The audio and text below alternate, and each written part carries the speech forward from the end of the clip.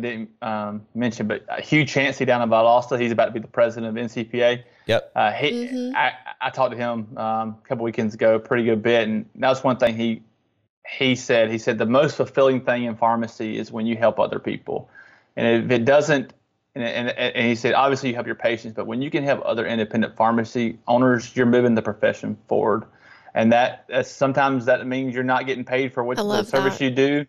But I do believe, and I think he's 100% right, whatever we have to do to move our profession forward is only going to benefit everyone else. But do you think that Amina, and you know, I think in that group would be Bob Lomanak, you think that in helping others, you have all these little experimental kind of pharmacies, you know, when you're trying to help people and you tell them something to try and they give you feedback and you see the results, you're speeding up evolution, right? It's kind of like fruit flies, right? You're getting to see and observe.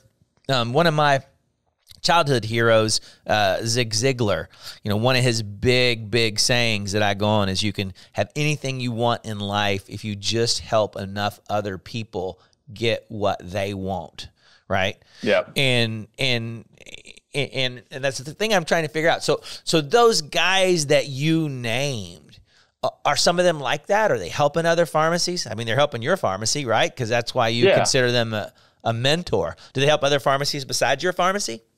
Absolutely. I mean, I think, you know, and I'll talk about Hugh Chancey real quick. One of the, you know, the biggest compliment I got from him was another independent pharmacy owner in his own town. So his direct competition was the person that gave the biggest compliment about him. But it just shows you how true he is about just literally helping every pharmacy he can. And I think he's going to be phenomenal as the president of NCPA, and I do think he's one of the people I extremely look up to in this profession. Yeah. Yeah, you almost think it as, you wish you could get people thinking of it as a ratio. You know, you think you're a guy at a high school dance. Dancing is just a factor of how many people you're willing to ask, right? Sooner or later, somebody's going to say yes, right? And if you get people thinking about success in business, and let's take that into pharmacy, it is just a ratio of how many people you have to help. At some point, you're going to have helped enough people that you're going to automatically be successful, whether it's helping doctors or patients or other pharmacies or a combination of those.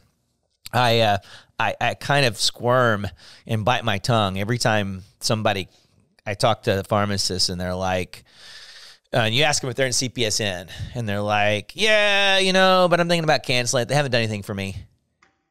Yeah. And you're like, what have you done for them? Yeah.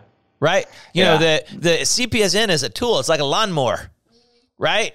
You know, that's right. You don't want to cut your grass with scissors, but it's a tool you have to use and you have to help. It's like, you know, when have you called them and said, hey, CPSN, what can I do? Here's what my town's like. What can I do to help move things forward?